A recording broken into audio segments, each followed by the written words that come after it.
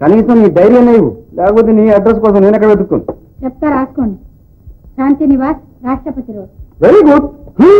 శాంతి నివాస. ఇక నేను ఈ నరక నివాసంలో ఉండలేను.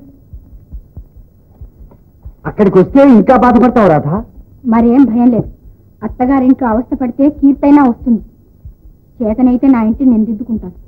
సరే సరే, అదే అదే అందుకే ఒక పంచవర్ష ప్రణాళిక తయారు చేసి నిన్ను తీసుకువెళ్ళడానికి నేను వచ్చాను.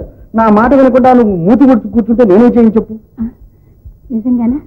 నీతో అబద్ధమాడతానా? ఆడపిల్లలు పుట్టరు. అదే అదే మా ఇంటికి వస్తే పెద్దల ముందు ఎలా నడుచుకోవాలో ఇప్పటి నుంచి రాధకు నేర్పేస్తున్నాను. నేను అదే అనుకున్నాను.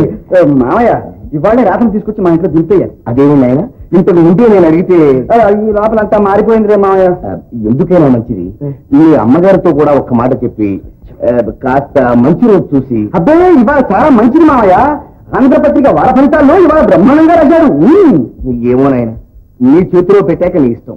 లా పాయింట్ చూస్తే నీ భార్యను నువ్వు ఎప్పుడైనా ఎక్కడికైనా సరే తీసుకెళ్ళాలి. అమ్మమ్మ, లా పాయింట్కి వస్తే మీరు మీ అమ్మాయిని మా ఇంటికి తీసుకొచ్చి దింపేయాలి. అయినా మనలో మనకి లా పాయింట్ ఎందుకు మామయ్య? అవునో అది ఒక పాయింటే.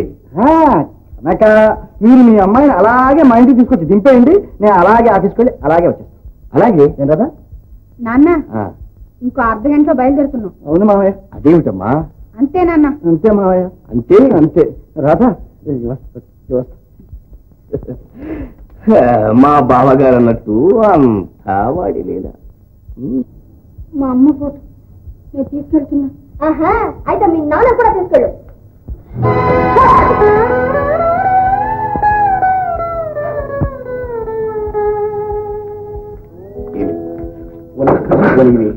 అసలు లా పాయింట్ చూస్తే ఇప్పుడు నా ఫోటో పక్కన నీ ఫోటో ఉండాలి. అదేనే నా బాధ. పైగా వాళ్ళమ్మ నాకు గుర్తుకు రాకుండా అవుతుంది చూడు. అయితే వచ్చేసేయండి, నా పీడ విరగడైపోతుంది. ఏమేమో లా పాయింట్ నీకు అర్థమవుతున్నదే.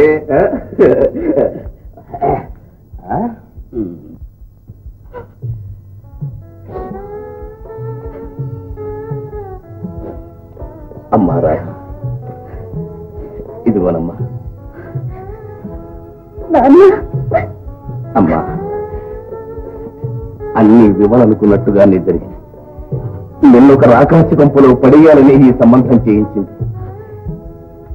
నీకు నచ్చిన మగడని తెలిసి లా పాయింట్ అంటూ నేను నానుంచి ఆడుతూ వచ్చాను. కానీ అత్తగారు ఆ శాంతమ్మ విద్యావంతురాలివి, వివేకవంతురాలివి. ఇంతకంటే నీకు నేనేం చెప్పగలనమ్మా? నా గురించి విచారపడకండి. భర్త అనురాగం ఉన్న ఆడదాని కాపురం నరకమైన బాధ లేదు.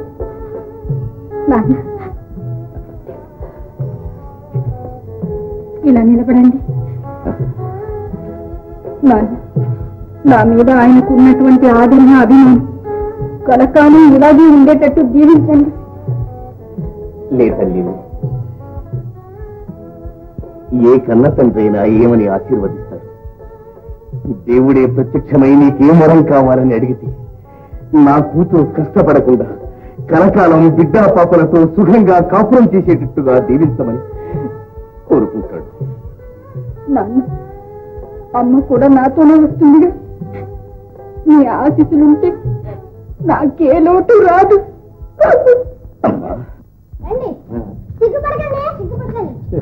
ఎవరది? బావగారా? నమస్కారం బావగారు. రండి కూర్చోండి. ఎవరండి? నమస్కారం అక్కయ్య గారు. మీ సొమ్మును మీకు అప్పగించడానికి వచ్చాను. అమ్మా, మావగారికి అత్తగారికి నమస్కారం చేయి. దీర్ఘ సుమంగళి భవ. గోపి తీసుకురమ్మని చెప్పాడా? వాడిప్పుడు పెద్దవాడైపోయాడండి. అదైతే లక్ష్మి, నేను తరువులు మొయ్యొద్దని చెప్పానమ్మా. నేను ఇప్పుడు అక్కడైతే వాడి లీల. అమ్మా లక్ష్మి, అమ్మాయిని పైకి తీసుకెళ్ళు. తీసుకెళ్ళమ్మా. రారాధ, పండి పండి. వాడి పెళ్ళానికి వాడు ఎక్కడ విడిది ఏర్పాటు చేసుకున్నాడో ఏమో. అందాక వాడి రూమ్ లోనే ఇదామండి. అక్కయ్య గారు, రాధ తల్లి లేని పిల్ల. తెలుసు తెలియకో ఏదైనా తప్పు చేస్తే క్షమించి నేనే సరిదిద్దుకోవాలి. అన్నీ సరిదిద్ది వాడు ఉన్నాడు కదా అన్నయ్య గారు. గోపి నాతో ఒక్క మాట చెప్పింటే ఈ గదంతా బాగు చేసిండేదాన్ని. ఇప్పుడు మునిగిపోయింది ఏముంది? మన పూర్వులు అడవుల్ని అరికట్టి పెద్ద పెద్ద పట్టణాలు కట్టారట. మనం ఈ అడవిని 10 నిమిషాల్లో పడగది చేసేద్దాం. అక్క, ఇలా కూర్చో. ఇక నుంచి ఇంటి పనంతా నా వంతు. నువ్వు కదిలితే నా మీద ఒట్టు, అంతే. ఇక నన్ను పడక మీదే కట్టి పడేసేలా ఉన్నావే. కడుపుతో ఉన్నవాళ్ళు కష్టపడి పని చేస్తే ప్రసవకాలం తేలిగ్గా ఉంటుందని డాక్టర్ చెప్పారు. రాధా, కూర్చో అమ్మా, కూర్చో. నీ మంచితనం, నీ ఓర్పు మా రాధ కూడా నేర్పుతుంది. తండ్రి పెంచిన బిడ్డ, సగం ఆవేశం, నువ్వు ఉన్నావనే ఆశతోనే ఇక్కడ వదిలిపెట్టి వెళ్తున్నావు. ఇక నీదే భారం తల్లి. మీరేం బాధపడకండి నాన్నగారు. ఇది పెద్దలు చేసిన పెళ్లి మాత్రమే కాదు, మా రాధ గోపి ఈ ఇంటిని బృందావనం చేసేస్తారు. అక్క, నాకంతా తెలుసమ్మా. గోపి నా దగ్గర ఏదీ దాట. ఇక నేను వెళ్ళొస్తానమ్మా.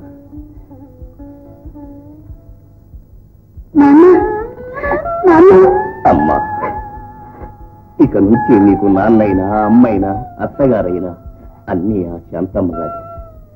ఈ లక్ష్మి నీకు తోడుకోడలు కాదమ్మా, తోడబుట్టిన అక్క. ఇక నుంచి ఆమె చెప్పినట్లే నడుచుకో. అలాగే నాన్న, ధైర్యంగానే ఉంటాను. మీరు దిగులు పడకండి నాన్నగారు. ఉన్న ఊర్లోనే కాపురం. మనసైనప్పుడల్లా ఎవరు కావాలన్నా వచ్చిపోతుండొచ్చు. అమ్మ, నాన్నగారిని వెళ్ళి రమ్మని.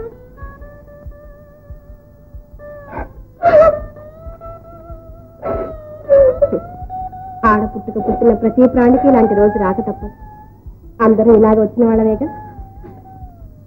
రాసింది అది కాదే శాంత. ఇదిగో, నా మాటకు అడ్డు రావద్దు. మీకు ఎన్నిసార్లు చెప్పాను? నోరు మూసుకురా, కూర్చోండి. నేనేనా శాంత? వాడి లీల. ఈ ఇల్లంతా మరామత్తు అయ్యే వరకు తన పెళ్ళాం ఇక్కడ కాలు పెట్టదన్నాడుగా. మరి చిట్టి, దాని మీద గుర్తారెందుకు మీరు? నా ఆజ్ఞ లేకుండా దాన్ని ఇంటికి తీసుకురావడానికి ఆ గోపిగాడికి ఎన్ని వేల గుండెలు ఉన్నాయి అంటాను. బియ్యంకుడు వెళ్ళేదాకైనా కాస్త ఊరుకోరాదటే. ఈ గొడవ మనకి ఎప్పుడు ఉండేదేగా. ఎందుకు అలా గొంతు చించుకుంటావు శాంత? అవ్వా, నేను గొంతు చించుకున్నానా? అన్ని కడుపులో పెట్టుకుని భూదేవిలా సహించినందుకు అనాల్సిందే. అనంటే ఏం చేస్తాను? శాంత, చాలండి.